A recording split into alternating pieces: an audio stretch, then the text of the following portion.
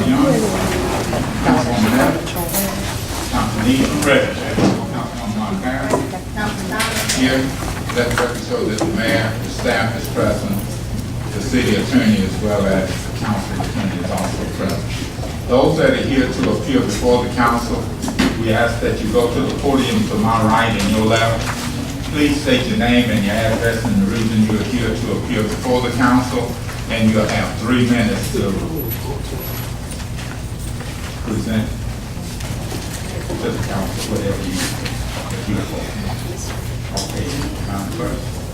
Okay, we're gonna have one item today is the request of ensure the council to use High Point Park on Saturday, July 14th for a family reunion.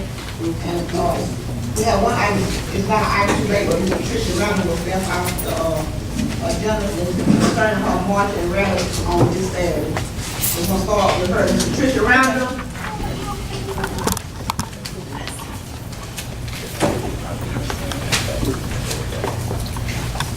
Good evening, I'm Mayor. We're here again to present Restoration Harvest Abundance of Love March and Rally to be held on July 14, 2012 at St. Stephen's and Clark Street. And the purpose of this event is to come and join together and represent the kingdom of God in demonstrating love, care, and compassion for one another in the spirit of unity. Chair, this is the request that came before us the other day. I think the chief had some concerns about the route going down 45 due to some obvious traffic concerns, and I think she has modified the route. And unless the chief has any objection to it, then I'll ask him to approve the route in accordance with the chief. Okay, that's no objection. I ask that you would approve the request of Ms. Randall. Second. Test your vote, please. Motion carries. Congratulations. Thank you, Ms. Randall. Jimmy Gardner.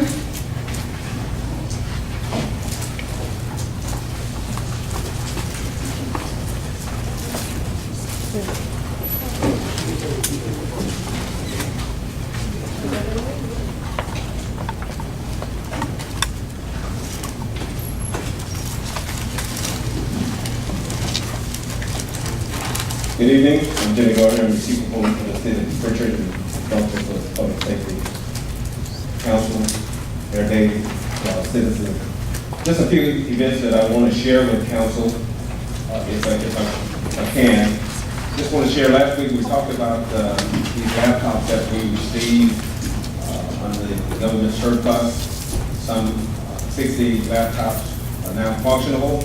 These laptops will be provided to the officers in the field, and they will have quite a few capabilities as well. Also, I just want to share that next week we have 2 individuals that will be graduating from the academy in North Alabama. Of course, we will be attending that. We get 2 additional people to the course, and at the end of this month we have 5 additional officers that will be attending the academy. And of course, we're thankful for having the opportunity so these guys will be properly trained and actually have an opportunity to get a curriculum as well. I just also want to share that you know that we had a shooting that took place at one of our local establishment restaurant, and within the minutes of the shooting, we were able to identify the individuals that were involved in it, and of course we have now signed a arrest warrant for temporary on the individual. And I want to thank our CID and other officers for their work and their effort in terms of identifying the folks and working so quickly to try to get these individuals removed from the street. Also, I just want to share with you, we now have cleared one of the portables and have it readily available for a gymnasium for our officers.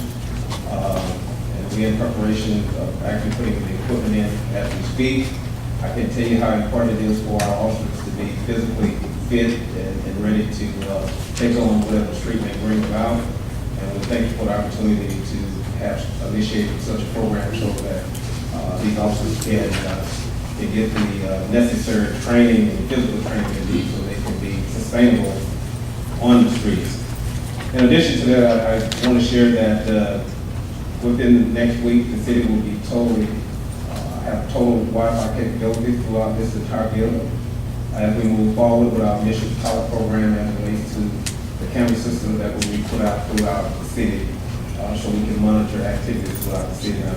I want to share that, and as the week progresses, we have 2 special operations that will be going on along with the ABC board. And we're looking forward to the 2 agencies getting together and to work on some of the issues that we may have at some of the stores and other places that are selling alcohol and those kinds of things. I want to share that with you as well. And lastly, I want to share with you that I offered up once before that the city council to do a ride along with the police chief throughout the city. I'm offering that idea again to look into the various areas of your district, to look at the concerns and issues that we may be faced with in those places. At least I want to offer that idea at least twice a month. And the date and time of the council choosing as relates to it. And we look forward to having that opportunity to actually tour the city with you and look at some of the conditions and concerns and issues, things that have improved and things that needs improvement throughout the city. Thank you so much. Thank you. Mr. Reese Ruffin.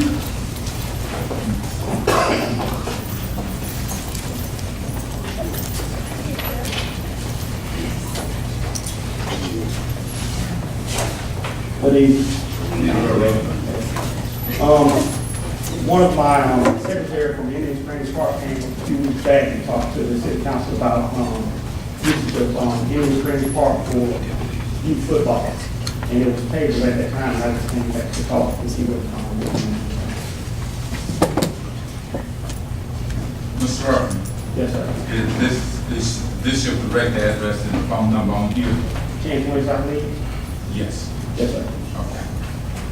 Councilmember, those that wasn't here before we got this concession stand, we had quite a bit of problem out of Mr. Ruffin and his group in the old concession stand. And we have put a lot of money in that park and worked hard to get it updated. And so I'm asked for a 2-week tabling where we can sit down with Mr. Ruffin and we can get something in writing that these are the things that's going to be adhered to. As far as using the park, we have no problem with that. But the concession stand is a different story. And I think you know the problem that we have with the That's no problem. We actually just want to get the kids going right. That's no problem. You got that. Okay. You got it. We have no problem with that. I just reminding you of the problem we had with your group in the concession stand, and that information is documented, pictures and everything there to back our case up. And the only thing I'm saying is you can use the field of practice. We have no problem. We'll assist you in any way. But we work too hard to get that concession stand and bring that park up, and we are not going to let anybody. That is why I've been working with the chief and outside sources. That vandalism up there trying to tear those windows, we are going to put somebody in jail. It's just that simple. Now, we actually weren't up there. Wait. Listen now. When you were talking, I was quiet. And I'm just making a statement that the vandalism that's in the park and you can share with your parents or your group, we are not going to tolerate it. We are going to fix those windows up there, repaint all that graffiti and stuff that was there. We are going to clean all that up and put it up. At first, I thought we would just put some bars. We're not going to do that. We're not going to live in jail out here. And we are going to continue to work, but we are going to catch those that are vandalizing the equipment, and we're going to make them pay for it. Well, sir, I was actually hoping that our presence up there would actually prevent that. Because before when we were up there, you didn't have those problems. Our kids aren't doing that. We're actually trying to prevent them from taking that path in life. We're teaching them responsibility through sports, academics, everything. That's not what we're about. That happened, we weren't even fraction up there playing.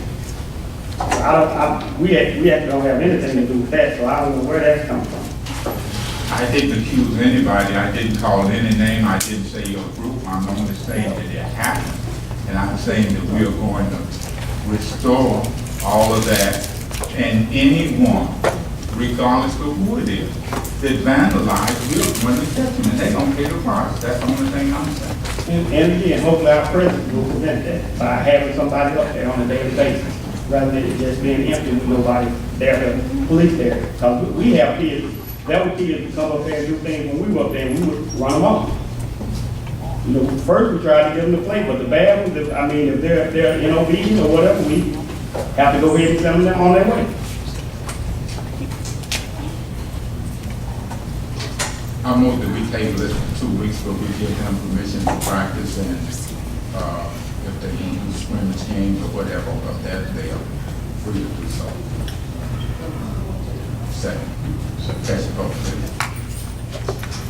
Motion carried. Congratulations, sir. Mia Davenport. Mr. President, the council, leading everyone that is present. Mr. Davenport met with me in my office at Zaire prior to the meeting, and he had to leave, but as you can see, I gave everyone kind of one lead. Mr. Davenport is the owner of the property right there, the green piece of property on Wilson Avenue right there by the railroad track. And he wants to donate that property to the city. And I'm going to ask you all would, for the attorneys to look at it and bring back some recommendations that we can table it the next week before we make any decisions on it. See, it was prepared by the attorney, but I would just like to get this guy to be off to review and see if there would be something that we would be interested in. It appears to be a good piece of property, but I would just like to ask you all to table it for 1 week, and we can bring it back next week. Second. Catch the vote, please. Motion carried. Table for 1 week.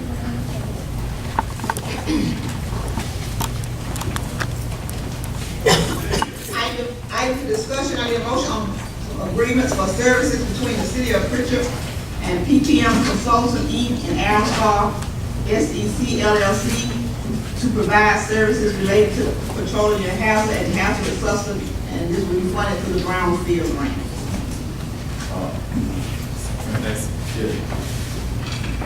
President, to the council, I have Ms. Deborah Love, who's consultant for the city, and that was part of the procurement process with some other employees and also Councilwoman Edwards. And that was some questions on last week about the process of the contract or whatever. And she's here to be able to answer any questions that the council may have in reference to these contracts. You give Ms. Love an opportunity to answer any questions that may arise that I know Councilman Lee had some questions. Thank you. Last week we had the opportunity to take a look at the contract, and I did have an opportunity to do back to a little bit more research as to the letter that the council did receive from the mayor about 3 parcels. I imagine it's 3 identified parcels of land, although they didn't give the specific physical location of these particular properties. I assume that these are the same parcels that are being reviewed or will be reviewed for phase 1. Is that correct? For phase 1, that's for one of the task orders. Right. Yes. The DPM is one company, and the task order that they have listed is a bit, well, maybe it's the same, but it appears it's different than what Aerostar is doing. Well, what it is, the city received really 2 different grants. One is really for petroleum substances, and one is for hazardous substance. And going through the review process, the committee picked 2 firms, one that can concentrate on the petroleum, and then the other that can concentrate on the hazardous substance. Now, the parcels that you're talking about, those probably will fall more up under the hazardous substance. Now, one of the things that when you're doing a phase 1, you do your phase one, and then make a determination if you need to do a phase two. So it's really kind of hard to come up with a price. So we look for qualifications, making sure that the firms were qualified to actually do the phase one and phase two environmental site assessments. And so those were the two firms. And so we put the task order. Now, the only thing we could possibly get from them as far as cost was an hourly rate. So with each task, they would have to submit saying how much the phase one would cost. Once they finish the phase one, and there's a phase two recommended, they have to submit a quality assurance project plan, which states how many samples they are going to collect, what they're going to analyze for, whether it's semi-volatiles, volatiles, whether it's metals. All of that will have to be submitted to EPA, and the quality assurance project plan, how many samples they are going to collect, will have to be approved by EPA prior to any samples being collected. Give me the physical location of these parcels. Just from my review. I think we might have had it all before, but I was never really clear as to where the physical location. Okay, I have legal descriptions. Okay.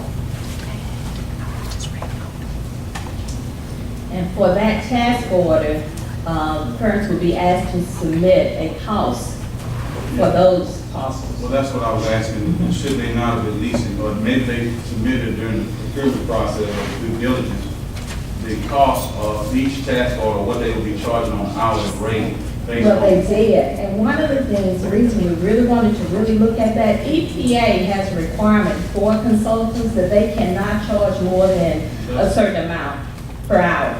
So I have some information as to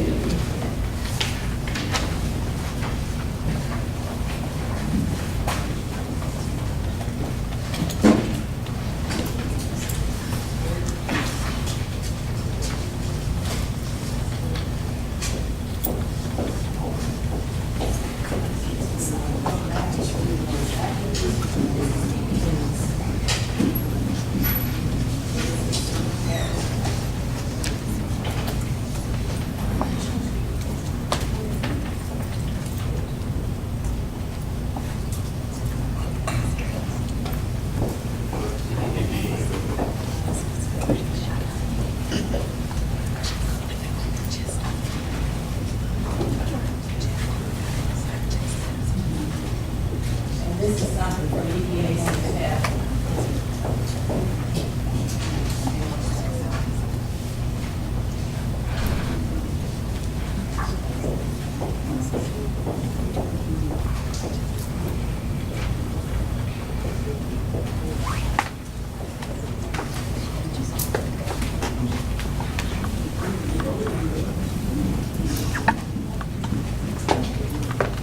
Are any of these properties along West Main? Yes. Okay. Is that the old Gorilla Chemical location? No, it's not. Now, they're, the owner, the city owns those properties. Okay, it's the city's property. Those are all, those parcels are all owned by the. These I'm sorry. These three we had. Right.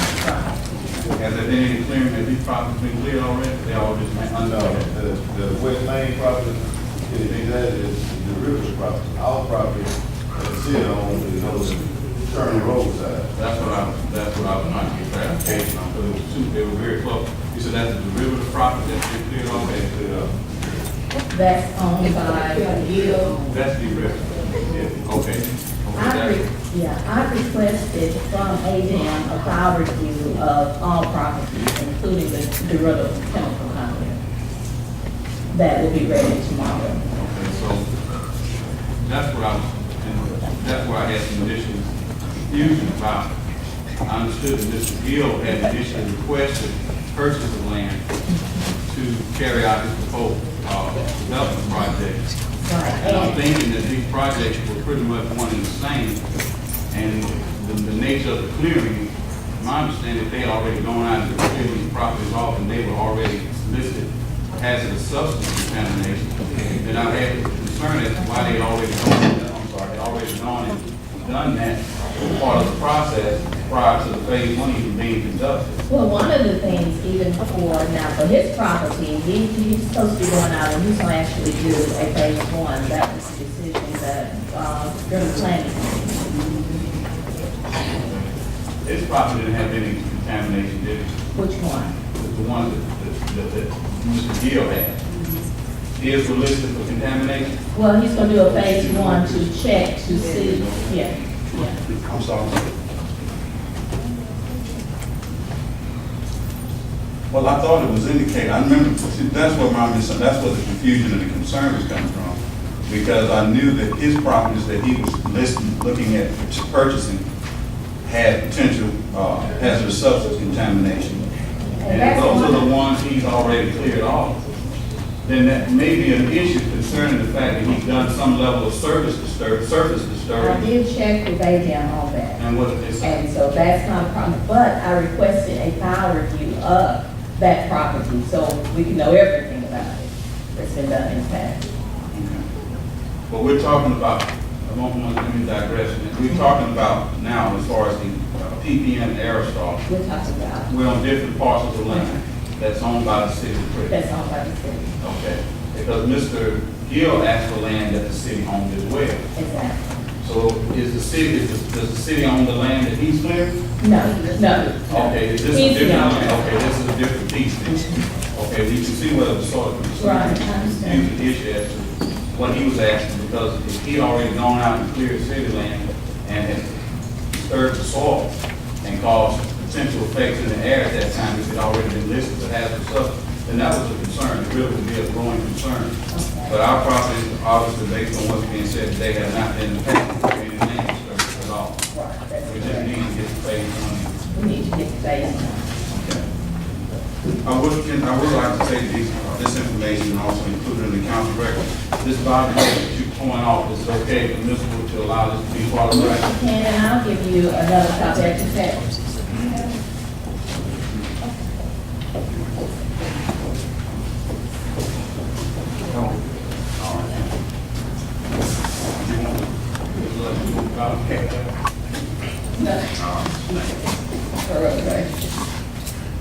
Don't be glad to go and make that another record. I will. This is exactly, I figured that had been an advisory. Right, but I had to do something on it. That's fine. Okay, good. Well, that's cleared up a lot of things. I did have an opportunity to also review the actual due diligence part, and I know we were given that already. So it does appear as though the project, the process or the protocol is being carried out to the step that it needs to. But there was some serious confusion as to which of these properties were actually the cities and which he was comparing off. Okay, so our properties are basically being assessed for potential development. Exactly. And it has nothing to do with properties that are formerly rid of chemical property. Correct. Okay. And in fact, our properties have already been listed for hazardous substances as well. Right. Okay. All right. Chair, that would conclude any questions I have on the deal this time. I thank Ms. Love for the additional information. And ask that these documents that have been provided on this issue be made a matter of the council's record.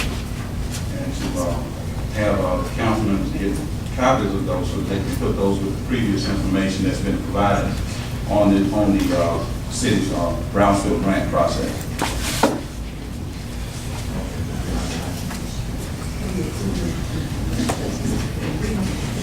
Chair, unless council has any concern about the agreements that have been provided on behalf of PPM and Aerostar, I would ask that the agreements would be approved.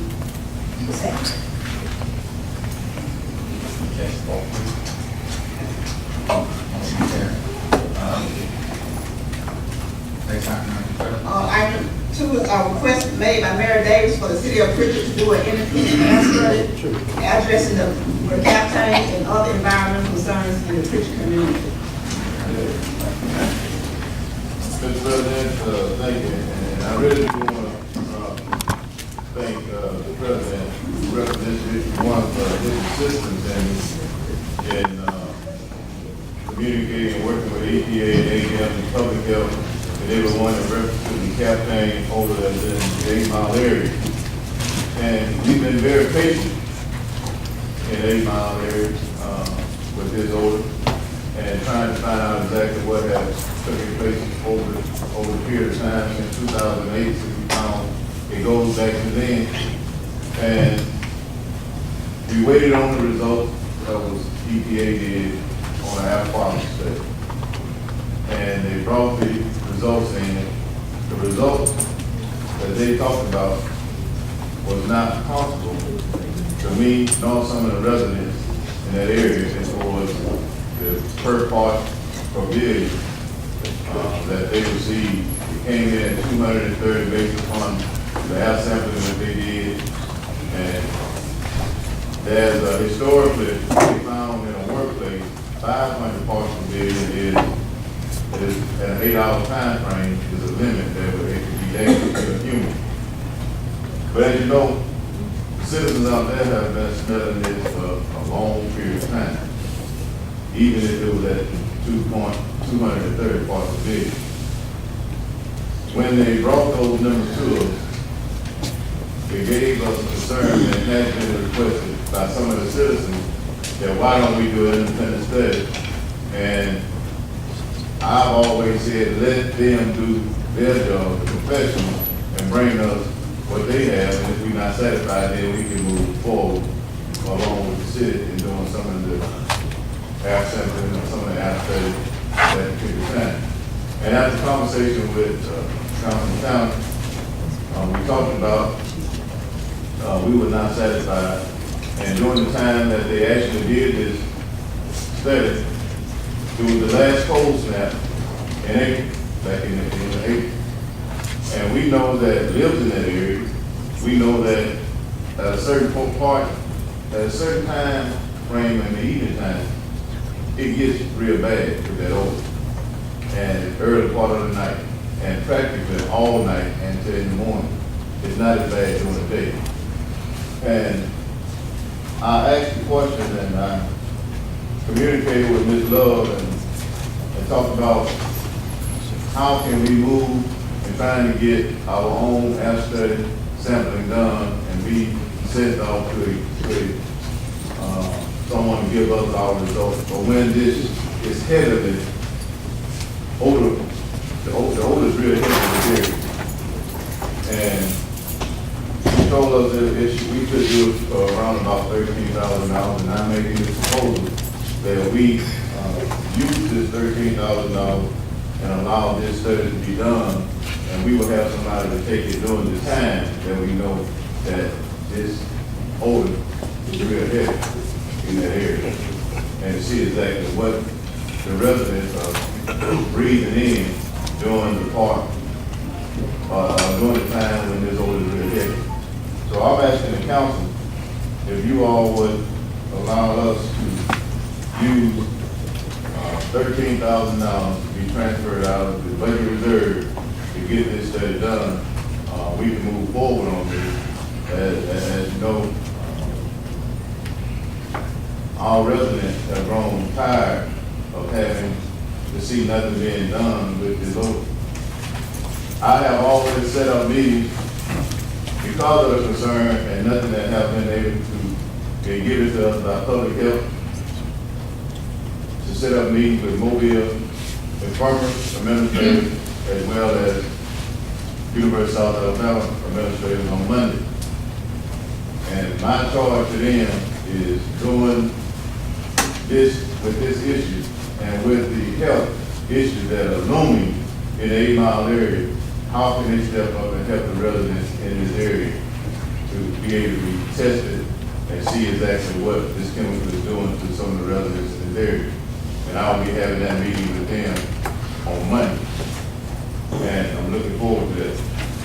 But we need to make sure that now, since we know what we know, and we know that there's information that is not really out there dealing with this chemical, like we thought it may be for the research.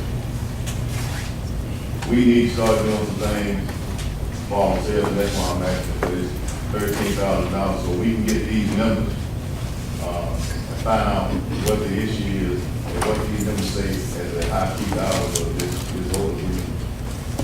We can breathe it in by the residents out there. So that's, if anyone have any questions, I'll be glad to entertain any question. Ms. Love said she would be glad to answer any question. She knows all the technical aspects of this. But we were really disappointed the other night to realize that there was not enough information out about this chemical to get answers for the residents out there. Thank you. I want to make a statement and say that this is citizens and with the mayor said I do agree. One of the things I had a big problem when listening to the results. And my reasoning for that is because I know that I travel that areas and there are certain times a day that that is very strong. I experienced something the first night, I think it was, that you had a meeting up to High Point. And I had someone in the car with me ask me for a ride because they left their car in the parking lot. And I said to them, let me show you where the area is that they're talking about. And when I crossed Myers, Shelter Beach Road on Myers going to Bear Park Road. Then I had my windows up and air conditioning on. And it filled up about maybe 9 at night, filled my car, and I didn't know that the person that called me had allergies. And he became very, very ill. And on top of that, it was so strong until I could not take a complete breath. My thinking on that part is it's nothing like having your own information for yourself.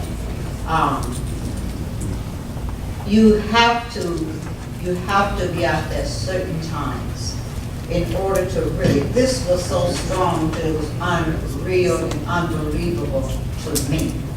And when I got that person out of that area, I had to open my windows and let the fresh air come in order for to give that person some relief. So I am very much in favor of having one done ourselves so we know that we've gone to the point that we can verify and substantiate some things that as far as information that we have been given. Thank you so much, Mr. Chair. Michelle,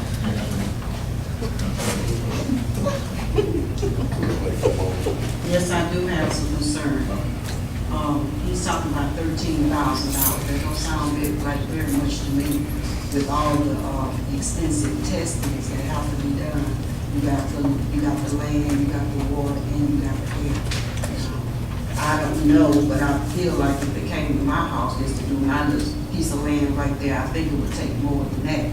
I would just like to know to what extent they would do the testing with $13,000.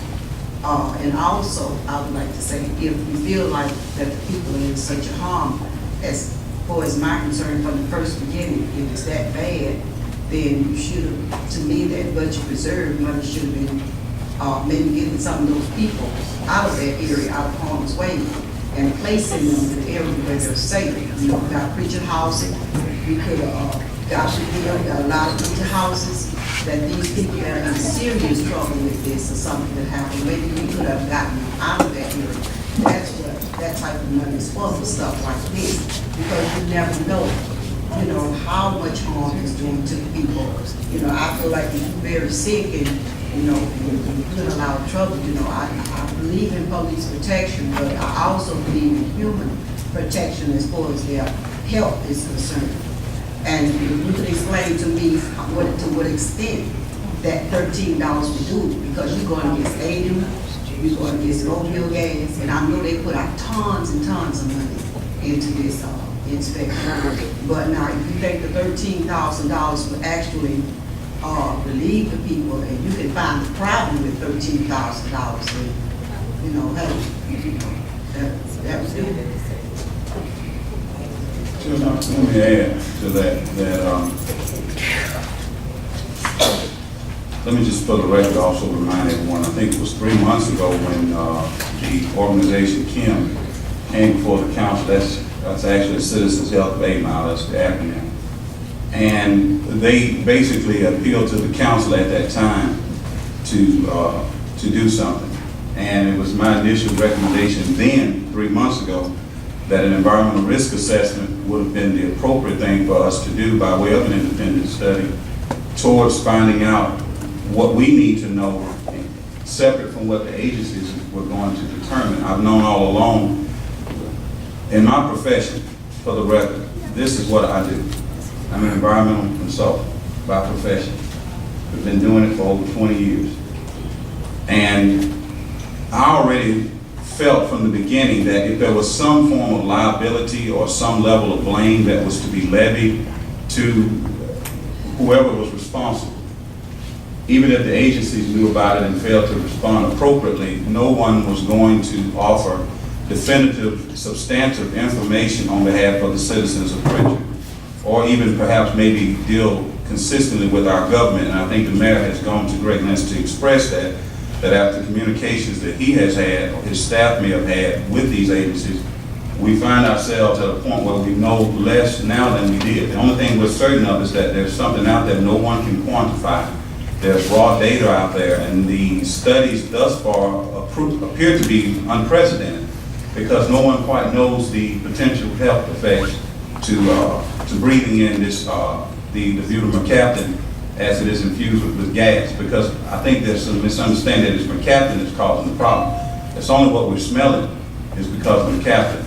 It's the actual gas itself that we're actually being affected by, and no one has been able to quantify the effects of that as yet. And quite honestly, when they do, we very well may not know if we depend on agencies to report that information to us, because there is probably a line from here to Timbuktu of people who are willing to sue or to get some compensation for potential effects of threat. In my histories and in my profession of dealing with this, it has always been in the best interest of those who have been affected to get the support of certain governmental entities that can represent their interests. And I've seen it happen on numerous occasions at the Corps of Engineers, and I've seen it happen even recently in my profession as a consultant. But I completely agree that this needs to be done. And I said it then 3 months ago, and here we are basically talking about it. But I think even with the results of the air study, if they were to do a more exhaustive study in the air and do it at the times in which the citizens have basically laid out where they think the concentration is at its highest permissible exposure, I really feel like we've got to get back to the real source of what's really the problem. And this came up in the meeting when I asked the last question about if there are means, because there really are. I think Dr. Pollard may have missed my question, but I do know that there are means, probable means of being able to inject some into these particular sources of groundwater where there may be some identified contamination to at least minimize or neutralize the smell until they can actually remediate the actual source of where the leachate from the gas is. So we need more than really just an air study. And I'm almost certain that EPA is probably doing an exhaustive one after what happened the other night at the meeting, when their results were not taken in a satisfactory manner really by anybody, because after all this time, all they basically revealed was that no one should have any health effects based on the benchmarks that we've determined this butyl-mercaptan should have been released with natural gas. But I'm not in favor of using public monies just yet. Let me explain why. Because everybody knows that the city has financial difficulties. And even $13,000 may seem small when the government is involved. It's still $13,000 from our budget reserve that still very well may still be needed for additional police protection, or still may be needed for emergencies through storms or hurricanes. and may be needed in a proactive measure to address or abate these problems I think we still have with our roadside ditches and with abandoned properties and houses. So we're looking to go deeper into the reserve still, and we're still a good ways out from the end of the fiscal year. Now we have the state of Alabama, we have the EPA, we have engineers and consultants that are performing tests and analysis.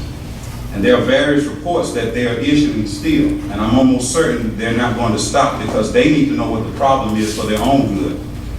And I don't think the city right now should expend those funds at the expense of our budget. But I do think we need to move forward immediately with establishing a committee and establishing a process whereby we can get an independent study for environmental risks that will cover not only air impact, but also groundwater sampling.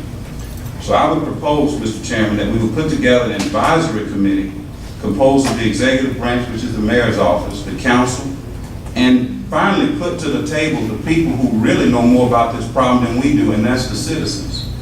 And have them coupled with the council and the mayor and the necessary engineers that are willing to donate time, because there are some that will, to the residents and to the city to review all of the reports and the findings and to provide the necessary advice to us in government on the identification, because this is really what the problem is, the identification of contamination and the remediation of the contaminated sites.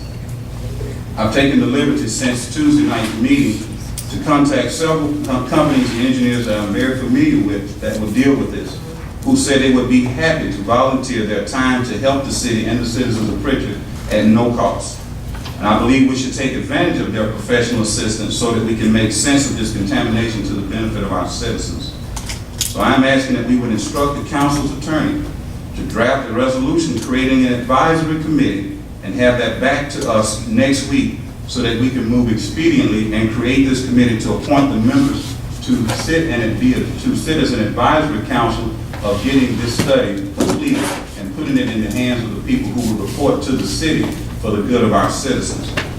I would like for that committee to be composed of the mayor or a representative of his determination, 2 members from the council or representatives of their determination, 2 citizens from the parts of the 8 Mile community affected by the mercaptan contamination, and a volunteer engineer and or volunteer engineering consultant in the environmental field. And I really think that's the best way to approach it based on my professional knowledge and experience. Thank you, Mr. Chair. And I'll put that in form of a motion without any question. That's fine. I just want to let you know. Okay, I want to get back to a little bit more basic, what Ms. Young asked, and her decision question was, what would we get out of these 13,000? That, the 13,000 would be for the air sampling alone. We talk about the groundwater issue, ADMC are working on that. They said they would have a report on the 27th of July. That's for, okay, 27 is for air or ground? Groundwater. Okay, Where okay. they're doing the sampling for Okay. that. And right now, we are not really impacted by the groundwater because of the simple fact that we get our water from mobile area water and sewer. So we really not, for health-wise, people are not drinking it using that. And from the information that we receive, we don't know of anyone in that area that have any wells that they're using out there in that area to be pumped. That's what we need. Go ahead. I agree with you. That's what it is. And now, Ms. Love, she do have some experience in working with this chemical herself. And if you would, just found out what will be done and what the method and the process will be done. Process. Okay, this test will be different than the test where they actually took Teclot bags and did grab samples. My experience, I've developed 2 methods for mercaptan. It was not tertiary review mercaptan, but there was 2 other mercaptans, and I developed those for the government. My background is developing air sampling methods for occupational safety and health. So I'm very familiar with mercaptans. I'm an analytical chemist, so I'm familiar with developing the analytical method and also the sampling method. What I was proposing to do is to actually go out there where you're not taking graph samples, you actually bring the instrument to the area where you can actually go out around in the area and take samples.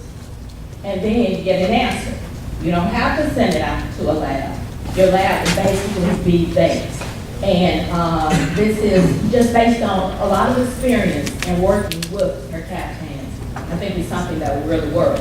One of the things, we want to make sure that we're looking at all of the compounds that they looked at. So we wanted to make sure that we could separate all of those. So it was going to take a lot of analytical chemistry and also some sampling experience to actually understand how to really accomplish that. Because one of the things, and it's a big problem, when EPA had to come from Atlanta to actually sample. And when they got here, it was cold. So on some of the days, you know, you didn't smell a whole lot. So the fact that if you're actually here and you can sample over a period of time, whether, you know, I'm here in daytime, I'm here in evening, just sample all around the day to kind of get an idea of what the people are really breathing in. Because one of the things, OSHA regulates mercaptan. EPA, that's not one of the things that they look at. My experience in dealing with mercaptan was to develop methods, air sampling methods to support industry. So they are more familiar with actually dealing with that. So Now, I want to make sure I have a good understanding. The 13,000 that we're contemplating is 13,000 for you, or 13,000 for a company that you got to go hire, individual?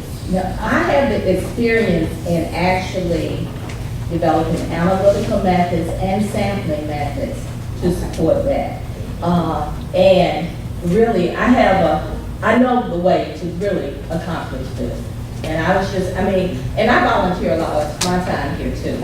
I volunteer a lot of. Is it, we're going in contract with you, or are we going in contract with someone else? That's not clear. This just say that you were going to. I'm just trying to get. Well, the thing about it, I think what this is to kind of go out and actually get the information to, I'm not sure if I would be the one actually collecting the samples. I know how to actually do it, but this was for me to actually kind of manage the process to make sure you really get some really, really good answers around the clock.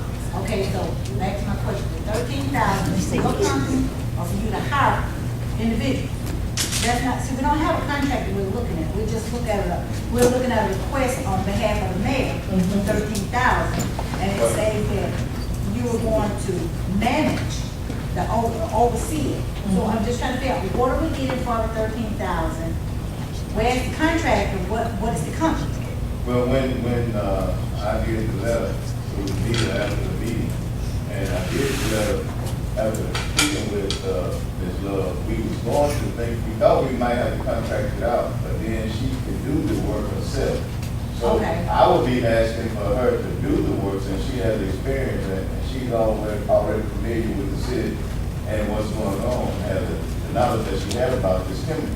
So I would be looking and hoping that she can do it. And it's somebody that I think this government trusts, rather than calling somebody else in or some type of report. Right, and I'm agreeing with you, but I just need to make sure what we're discussing. I think in the beginning That we that, don't have a contract, to go in contract with you tonight. and I think it was in the beginning, the idea of actually collecting samples, sending them off to a lab, and that was the price for the lab, basically, you know. So I would think one of the first things we need to do is get a contract or some type of agreement, so we would know exactly what's gonna be done. Well, we do have a contract, Ms. Love, but we have a contract to do other. Other stuff, okay, but we're not talking about other stuff, we're talking about this tonight, right? But this is, we were talking about this. Okay. But this is something that if the money was appropriate, we can continue to move forward on. I don't think the citizens up there in 8 Mile are worried about a contract. We have a qualified person that have a contract, and we can ratify a contract if that's what we need. Okay, and that's what we need. I understand the need of the citizen, but we also have to do things by contract, because at the end of the day, if someone has a misunderstanding as to what they're supposed to be doing, you have a contract. So you can't just go out and work on something without a contract or a letter of understanding, just like the other two contractors we just paid. So we've got to have a clear understanding. Well, we might not need the money in all the contract, because Councilman Lee can give me the name of the people that are involved. Okay. Who are those individuals, those companies? Councilman? I wouldn't want to divulge them until we can get the committee started, but these are companies that are specific in dealing with groundwater and air testing. They're all local companies. With the South Alabama about their profession who would also be able to, but as I told them, I don't want to necessarily have them actually at the table in as much as getting those professionals who are willing to offer their time and that technical expertise toward it. I wasn't aware that Ms. Love was going to actually step in. I would welcome her being a part of that committee, to be honest with you, and either in your representation or in addition to. I really would. But I think the issue is not having to pull that money just yet if we don't need it.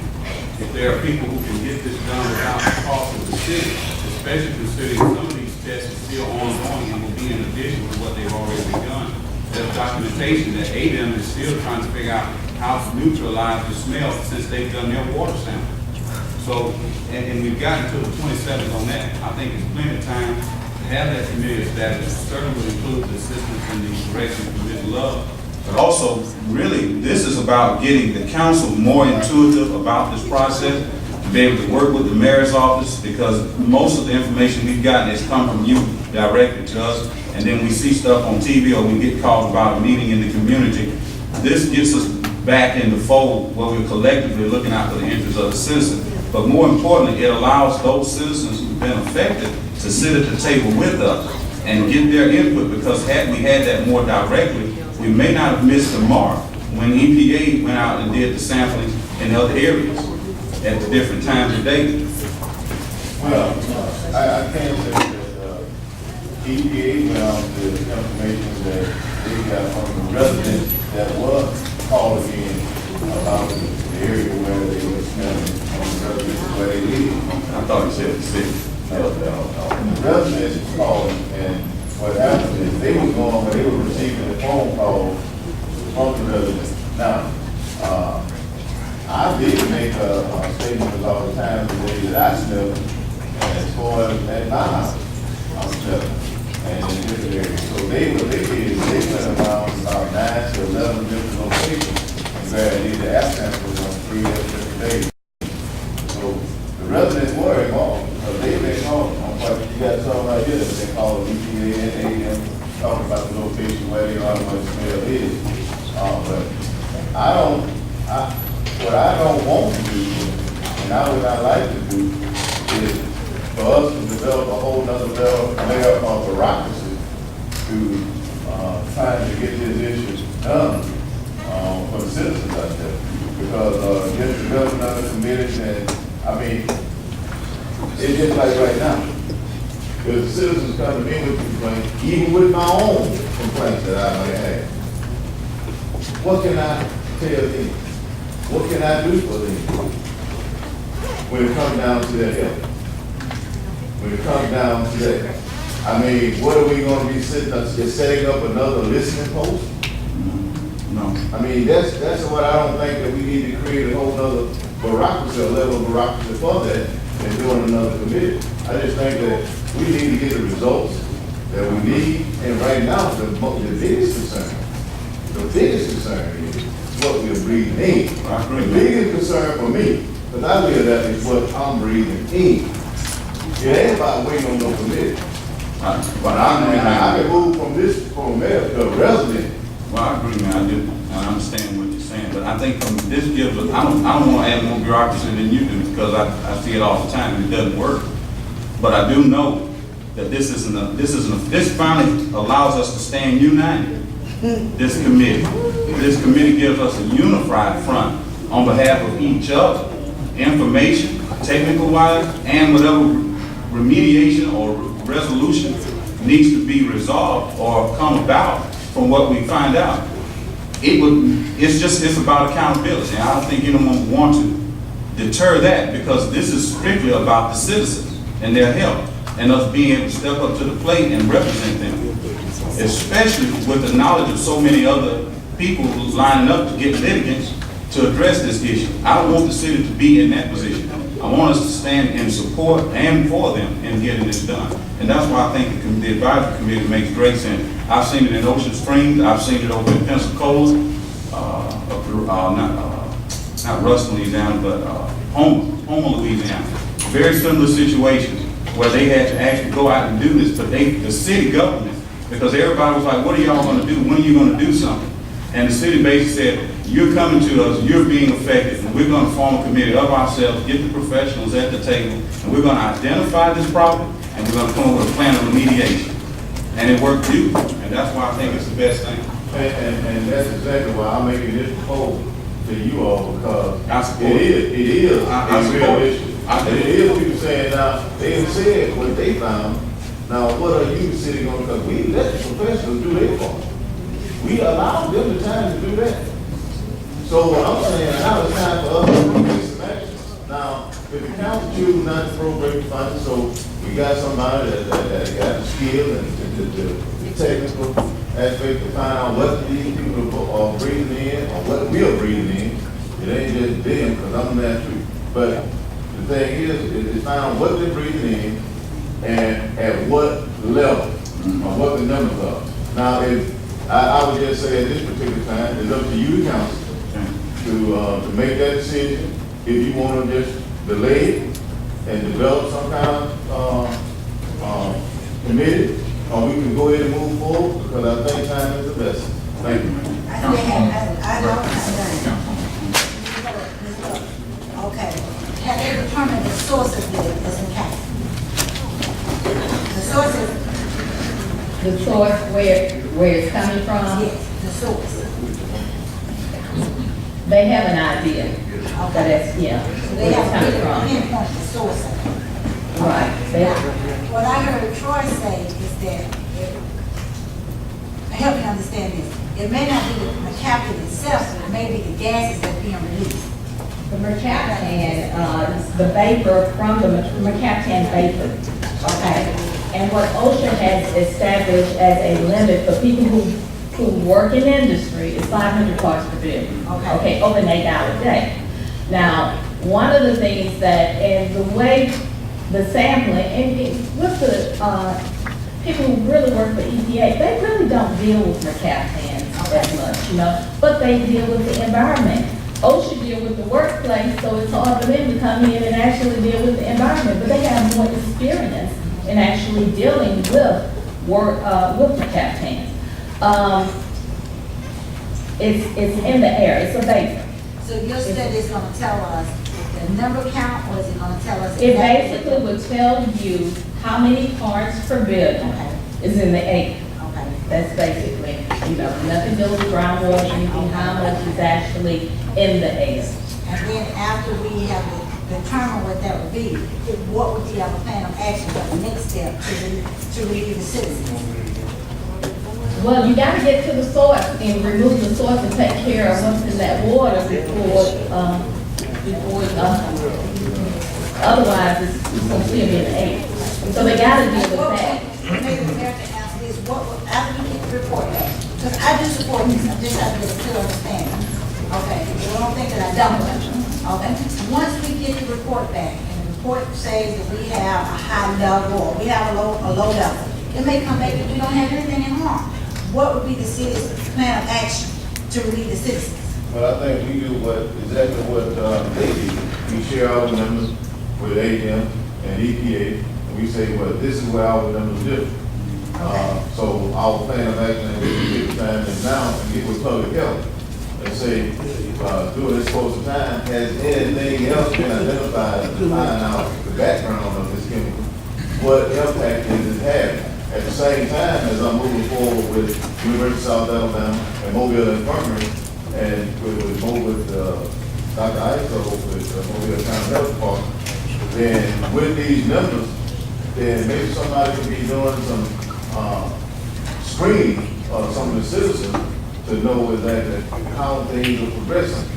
It appears that at this point, this issue is making the Akron community a research based upon what was presented to us from ADM and EPA. So I am not the one that can tell you what the research Right. In the future gonna be, but that's what I'm saying, so let's let them handle it, the members will tell us, go back to them and say, this is where our members, agree or disagree. Okay, are we at the point in love now that we have, perhaps, since there's so many citizens that are sick and complaining, we need to identify the area and declare an emergency of some type? So we can get help from the governor and other outside agencies? Well, that's the reason EPA was here for that reason, and they, you know, EPA and ADM, they're the ones who kind of oversee all of that. Do we need to declare a state of emergency on behalf of our citizens so the government can perhaps get involved? Well, one of the things, I think it's real important to actually know exactly how much the community is actually breathing in. I think that's, you know, that's gotta be first. Well, I would support this matter. The only thing that I ask you to do, which I don't think is an unreasonable request, is to bring back the contract so Ms. Love can clearly understand what she's doing and that we clearly understand what she's doing. So at the end of the day, we will all be on the same page. So that's the only thing that can be dismissed. And that's fine, and to work with that, and I asked, our city attorney, he said he can get a contract today, to be worked on if we want to move forward. Now, We contract should be- can go ahead contract should be- and approve the request, we'll bring it back next week, right? Yeah, because, I want to move forward on this. We need that relief, but we just can't have people working without a contract. Yeah,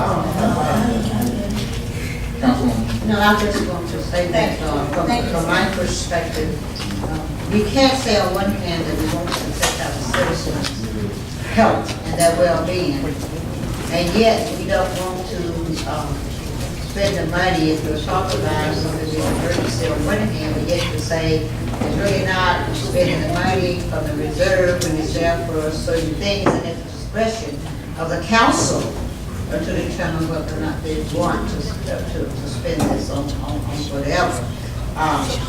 I know that our people here in the city of Prichard feel comfortable with the fact that we get someone that we trust in order to do this work and bring it forward.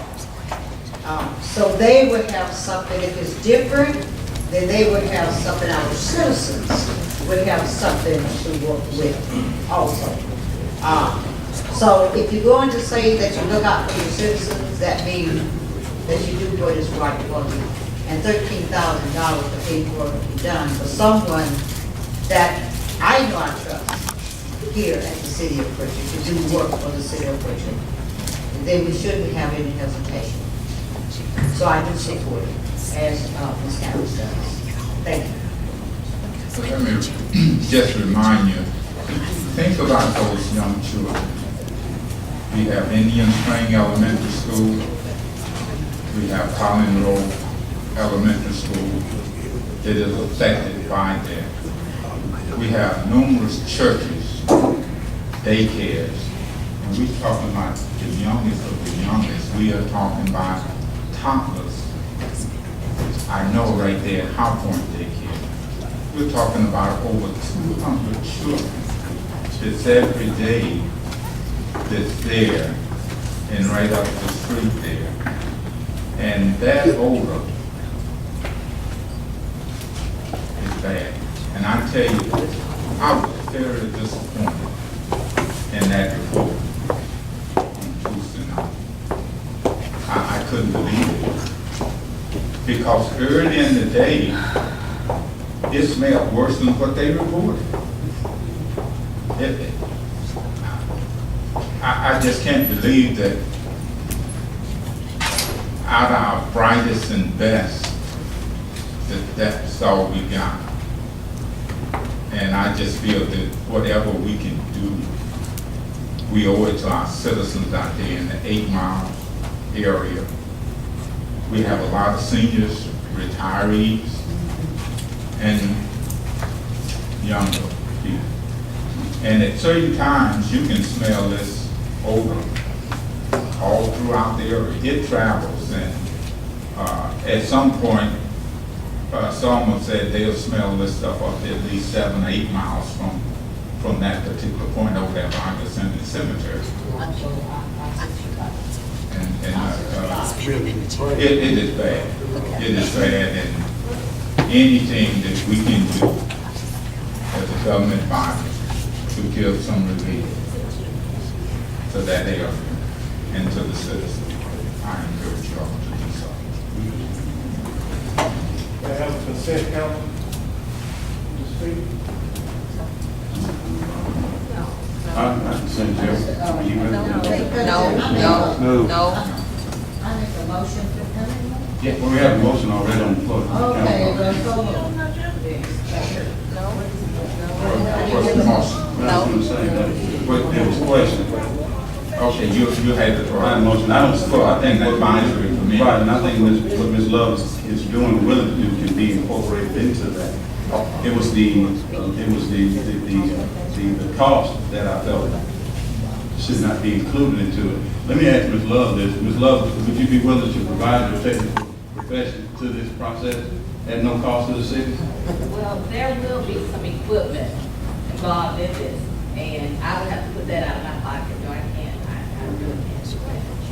I can't do it. And see, that's another thing too. The 13,000 was more of an approximation. We don't know if that's a definite number or a presumptive number. So I certainly don't want to have council spend budget reserve fund. We don't have a definite amount of what those funds will be for. If it's necessary to use the funding at some point, then we know we will pull the trigger and do that. That's not the question. I just think the process of being able to do this collectively, unified as a city and its citizens, the committee serves its perfect purpose. That's all I'm suggesting, and that's what the motion was for. I think we all want the same thing, but it's just a difference in how it's structured and what we've done. Okay. Shouldn't be no- Okay, wait just a minute. Councilwoman there, then Councilwoman. Okay, Martin. let me just say this. Let me just say this. I think, Mr. Ephraim, as far as your committee, your suggestion to your committee, I see no problem with that. I also don't see any problem to moving forward what is needed to happen. We also know as a group, when you say collective as a group, we do know how committee meetings have gone before, which has not really come up with anything profitable, and a lot of stalling, and not getting anything done. So let me just say this. I think that we need to move, if you're going to say on one hand, you're concerned about your city, and let's take the politics out, concerned about the city, citizens. And that's what it should be, and the only thing it should be. And I think that if we sat here and said, we have someone that we trust to do this work, that will come back with information that can be utilized. Now, my thing is that we need to go to two motions here. One, go on with the motion as to move this forward. And the second, Mr. Ephraim, if you want to get a committee up, because there's nothing wrong with two going at one time, then let it be. And that is how I feel about it.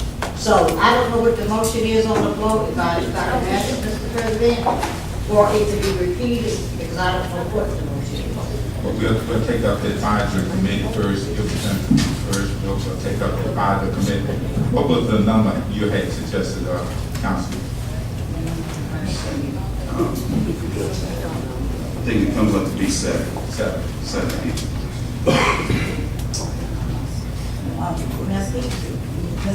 Okay,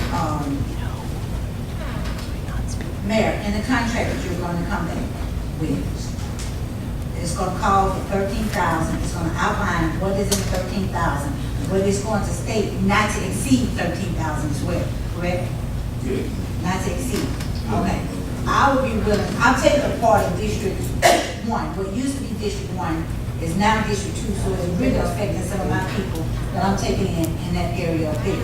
I would also be willing to give some of my discretionary funds, so we won't have to move all of that from the 13,000. So I would be willing to do that for my discretionary fund.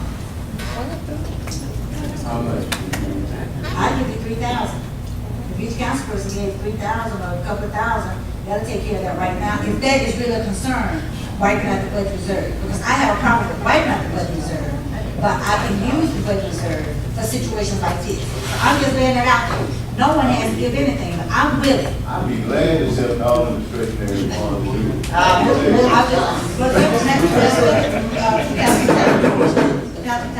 I would like to finish before everybody starts laughing, joking, and all that, because this is a very serious matter. Okay, so it's not a joke to me, and we're not paying the funds, and I have made available those $3,000, and I make it available tomorrow. I got my finance book now, I make it available tonight. So you can use that, so right now, that's no longer looking at 13,000, we're looking at 10,000. And I support that, just bring the country. Mr. Mayor, I am a team player, but on this, I don't have any money. Mr. Rex is laughing, because I don't. I have maybe $800 if all my bills have come in. Otherwise, would I spend my money every dime on pipes and ditches and paving and tearing down houses and clean up projects and so forth. I have $800. Now, if you want to take that $800, fine. That's all I have in my hand. I don't have anything else. I don't mind. I think if you talk about emergency, and I don't think this will wipe out as far as completely the budget reserve, am I correct? Okay. So, if you say an emergency on one hand, to tear down dilapidated houses, as far as to me, not an emergency, because you take your discretionary fund like I do and get them torn down. All right.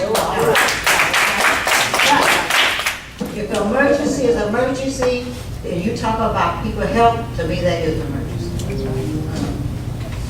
Rex, you pick up my thing, trash tomorrow. So right now, your budget reserve is down to $10,000. That's what I propose. I'm gonna give you 3,000 right now. I have a question for Ms. Love. After you do all of your processing and your testing and everything, is it gonna stop the smell? No, I'm getting somewhere with this question. I'm going somewhere. Oh, yeah. I'm going somewhere with it. The source of the problem, what's out in the water, that, they're gonna have to clean that up, okay? Right now, the thing is, how much the citizens are actually bringing. That's the concern. Okay. But they're looking at ways of actually trying to take care of that. They mentioned, I think, 3 different ways at the meeting the other night, of proposed methods. Only thing I'm saying, after you've done everything that you know to do, come up with what you come up with. And you give the results of it. It's not gonna stop the smell. The smell is gonna continue to go on. The citizens are gonna continue to smell it. Now, Erlene did say something that struck home, a state of emergency. After you spend the $13,000, you still haven't came up with an answer. And the people are still smelling it, and they're still being sick. Then I think we need to take a course of action as far as trying to get some of these people out of this condition. But now, I go along with it too, whatever it takes to solve the problem. But if that don't really solve the problem, we back to where we started from. Well, I think there's been a big concern and a lot of questions, how much are we actually being exposed to? And, that's the reason for the air study. I'm quite sure if they're smelling it and they're getting headaches and they're vomiting and they're nauseous, got women over there pregnant, we don't know how this will affect them, their babies, ongoing babies. We don't know in 10 years will it affect them. So this is my feeling. I'm concerned about the citizens too. If we don't get to the core of this or get to it quick, and these people are constantly inhaling this stuff, it may damage their life in some type of way. Then I think that we need to make a serious step. Now, I have no problem with either one of them. I think Councilman Troy has a good because it's saving us money. And if we can get hold to this stuff, we never know. They may have the equipment that you need. Maybe you can check into that. They may already have that. If we can check into that and see if they have it. All right. That's all. The professionals have what it's at. How low can they see, do you know, what concentration can they detect? Actually, basically, the gentleman, and I worked with him, I don't think EnviroChem was going to do this because I think they dealt with the cities in the past and they just said he wouldn't do it. EVAC is going to actually help put the people together and you only need 2. In addition to the company that I work with, which is more of an environmental consultant on the ground and water and streams.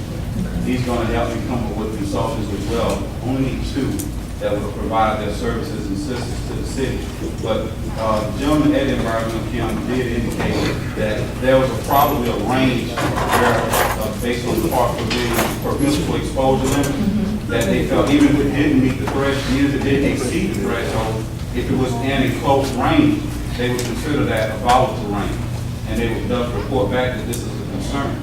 What I'm looking at is looking into the park pavilion and park treatment levels.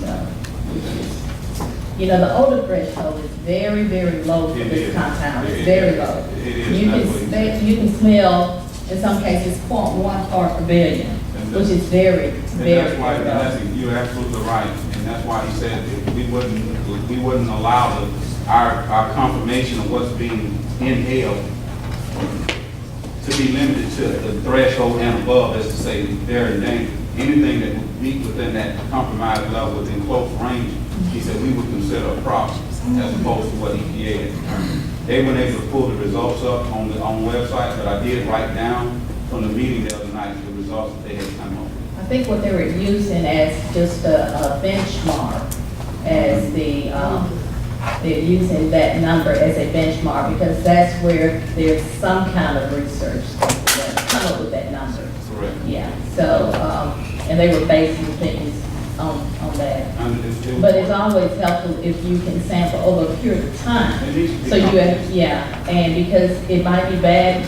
at one time and not so bad at another time. And, you know, depending on the weather and all of that, there's a lot of factors that's really involved. And then also too, let me share this, the lady that I would have to be sitting at the meeting was violent, and I was surprised to hear her say that. But the gentleman in Environmental Kim also said the same thing. He said, you know, if it's a groundwater contamination issue and there's a source there, in addition to putting in wells to determine where it is and how to release it and get it out of the ground so that we'll be able to, one, fix the leak and make sure there's no further soil contamination. If I think it was mentioned about the beaver pond and even the pond that's associated with Gethsemane. These ponds may have to be drained simply because of the transpiration that is evolved in the air, especially during the high time. And then when it rains, it just brings in more water on the system that's already breathing, which is basically what they're getting. So these are recommendations. I don't think I'll say too much, but I think just in consultation with them, these are not drastic measures, but necessary measures that would have to be taken with the support of whoever owns these properties. It's a comprehensive thing. And people don't understand that this is just not a simple thing of getting a study. Once something's identified, measures need to be taken, and that's going to really cost money. Well, you know, one of the things, I guess on July 27th, we should actually get a lot of information back. And also that they're supposed to be actually working on a procedure to actually remove the mercaptan, so that if, you know, you get the source taken care of, then you can actually solve the air problem. Right. The information that was given from EPA, APA, it says that the water samples data that they had already begun to get, and I imagine they're still waiting on, indicated that the agency was moving forward with a requirement, and this is something that was brought up in my meeting, in my discussion, to oxidize the mercaptan in the groundwater so that the air odor nuisance is eliminated. And I expressed that if that initially, and I brought that up at the meeting the other night, what steps can be done to at least take the smell out of the air until we can eliminate contamination in the groundwater? And so it kind of sounds, I didn't see your face, but it sounded just like you. He said there could be some probable threats depending on what you use to neutralize that Well, smell. and that's the reason when you come up with a procedure, it will be put out for public comment, so that you can comment on those things. And so, you know, I advise you to really, really watch for all of that. So once they come up with a plan, then the public will be allowed to make comments on that. Thank you. That's why I was asking about the company, because if you're talking about some of the thing, and I had someone volunteer and actually get a report that we can trust through volunteer. It's one thing, and then if we don't pay for it, then where does, that gives us a sense of ownership to the information where they won't be set up into lawyer firms and all this different thing. That thing with those results. And that's one of the main concerns. And the other part is,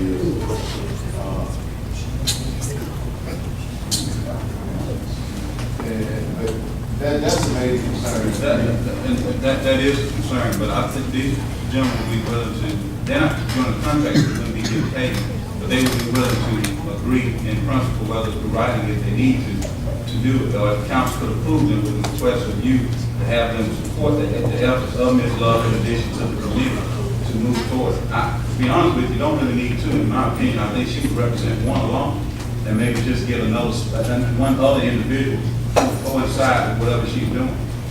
And the other thing is, in addition to the dialogue, I have a concern that if they are out there breaking the campaign holders up as we speak, hypothetically, with some kind of shocking of the underground war, and not having the real numbers of what people have been breathing in right now and every day, and then it's starting to subside, then people never will get the right information about what they were really breathing in, because they're still concerned. And that's why I think that while they're doing what they're doing, if we can get these other numbers out as quick as we possibly can, we can get some real numbers to see if they are the same or they're high. Ms. Love, how would it, man brought up a good point, how long would it take, because this would have to be more of a comprehensive sampling of air quality. How long would it take from point A to point B in terms of time law? Obviously, it's going to extend beyond the 27th.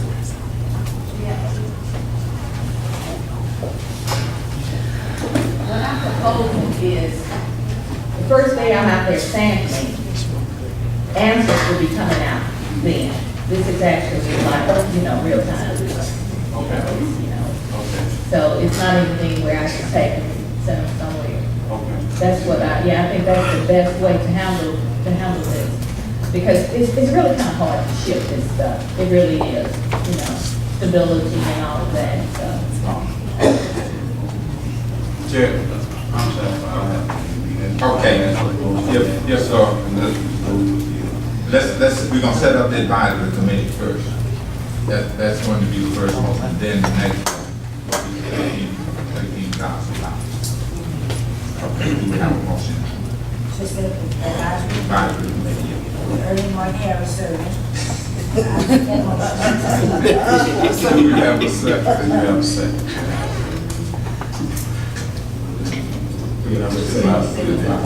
And appointing me on there. That's what the motion was. She had it. We're setting up the advisory committee of 7 members. That's it. That's all we're doing right now. Okay. Yes, sir. Motion approved. Okay, the next motion is the $13,000. We are going to approve the request of the mayor for the $13,000. Wait. Let's make sure. Listen to me good now. We have $3,000. And what we do is the initial $13,000. We use the budget reserve minus each. It's down to 10 now, Councilwoman. She'll donate. Not to exceed $13,000. And at each member, we'll reduce that amount. And if necessary, well, okay, that's fine. That's fine. Then we'll look at, Ms. Reed, we'll look at whatever we have in the council budget. We'll go that route. So we'll do that first thing Monday morning. We're not excluding anybody. But we just going out front and saying when I get out front, then I can stand and demand that everybody else step up to the plate. Thank you. That's right. Thank you, sir. Thank you. So we just I'm just making sure that the council is taking care of it. We are doing our part. And then I'll go and, then we'll take some money from Chief Gunn. No. See here?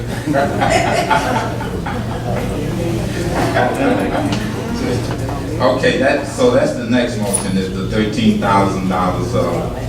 what more or less is guaranteed by the reserve and your release. Okay, catch your vote, please. Motion carries. Thank you.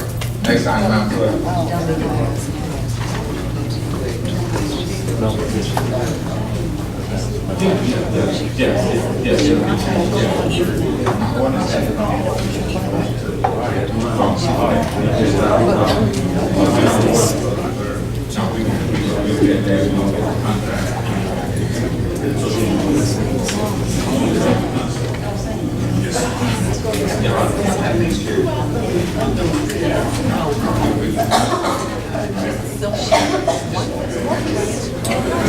Yes, sir. I would like to know exactly what just happened. What just happened? Mayor, we just approved the $13,000 tentatively. We are using the reserve to back that up, but we are going to deduct. And we are going to go through the council. Councilwoman will donate $3,000. And so we are going to look at the council budget. We're going to look at the council budget and see exactly what's there, what we can move from there, and then I'll be around to your office, and then we'll go with ready. And then that's when we'll amend order.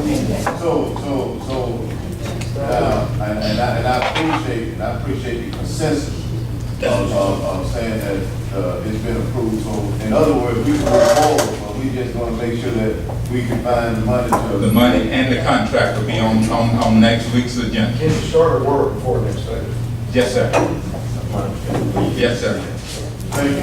Thank you. We're gonna look at the council budget. We don't know yet. Oh, okay. Okay, I just wanted to know. Let me thank you all. Thank you, Council. Yes, sir. Next item, Madam Clerk.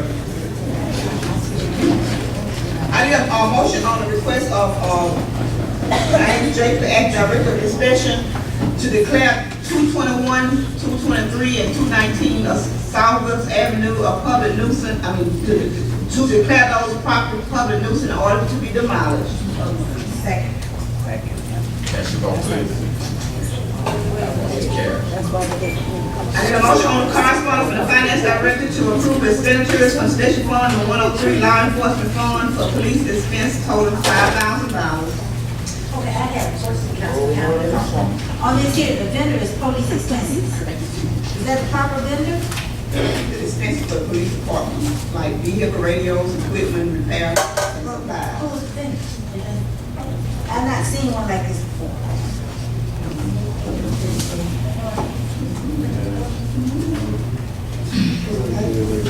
Please look it down. It's a different vendor.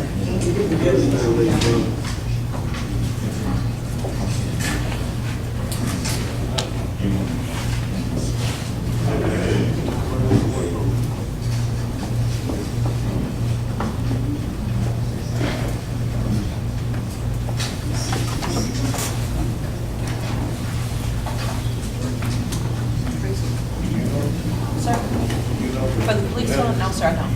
Probably hurricane.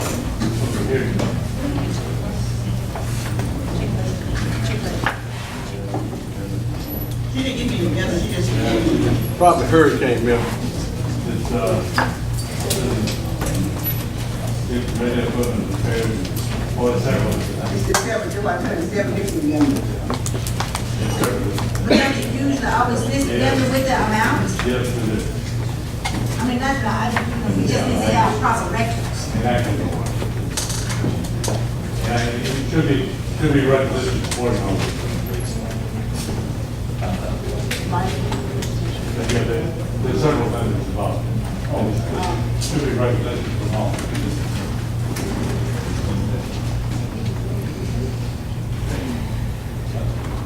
Okay, here. Repairs, for $1,200.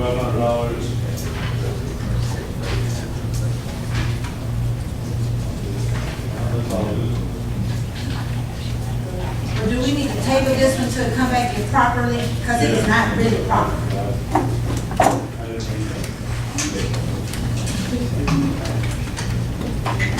Table number 5, Mr. Councilman, I would like to make a motion that we table number 5 so it can come back in its proper form.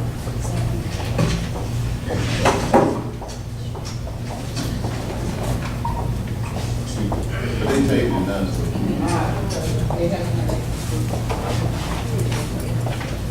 That's real quick.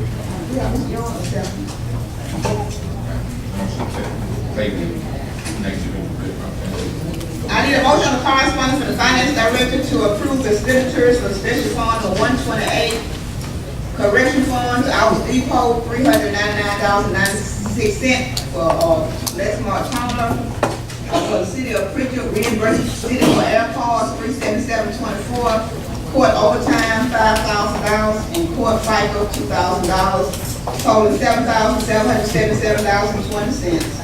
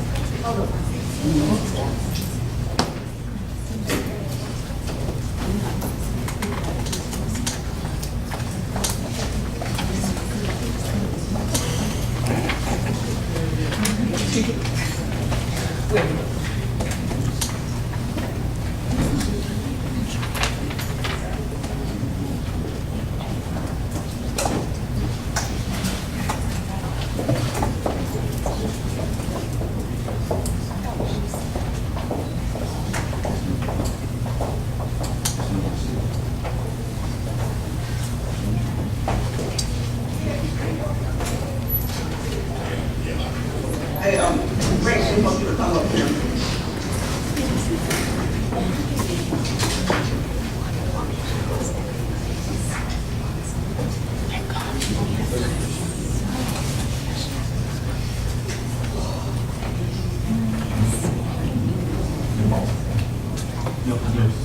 It's to move it from the collection fund to cover these.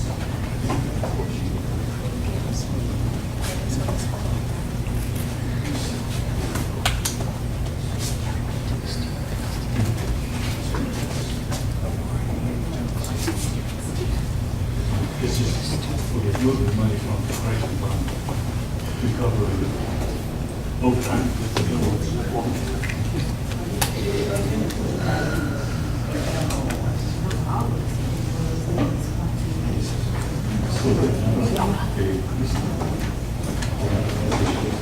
It's not like I can answer it.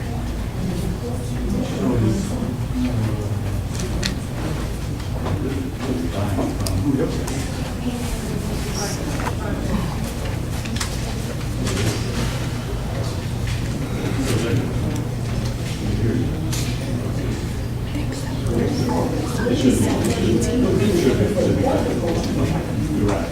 There's nothing been done.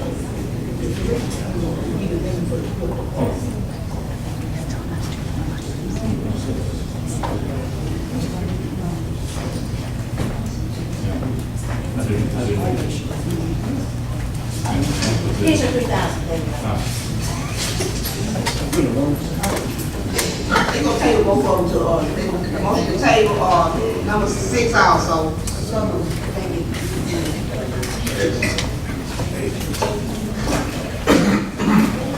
I need a motion on a complaint in the circuit court of Mobile filed by Francine Carr. Should be made a matter of record. It has been forwarded to the mayor's office and the city attorney and insurance company. Second, cast your vote. Motion carries. Next item, Madam Clerk. I need a motion to open bid number 760, the purchase of a 2012 Dodge Charger. This will be paid out of the JAG grant. Do we have a motion? Second. Cast your vote, please.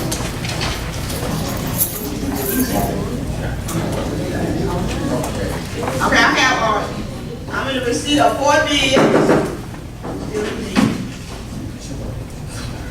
One from Carolina, Chrysler Jeep out of Lookout, South Carolina. LUGOFF, South Carolina. Lookout. Wherever that is. $21,800. And that's Carolina, Chrysler Dodge out of Lookout, South Carolina. $21,800.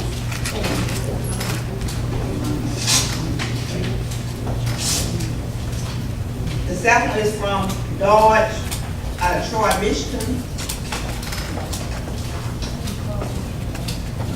We're gonna drive.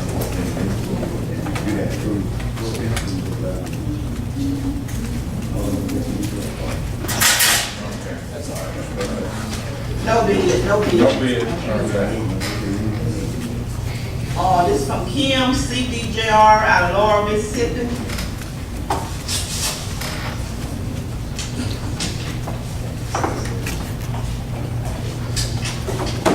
$23,965, and that's Kim Chrysler Dodge out of Laurel, Mississippi. $23,965. And the last one is from Hometown Ford Chrysler out of Opelika, Alabama. Is that, NPO and strikes on the chief?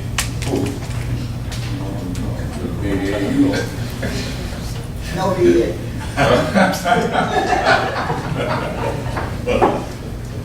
Go ahead. Motion to tabulate. Cast your vote. Motion approved. Bring back on this. This ends the item from the council's conference. I need a motion to approve the minutes of July 2nd, 2012 with necessary correction. Cast your vote, please. Motion carried. Mayor Davis, do you have a report? All thing I have to do is thank the council for appropriating those funds, give this out. Very important, thank you. All right, and announce committee reports. Motion to adjourn. Cast your vote. You know why I'm there.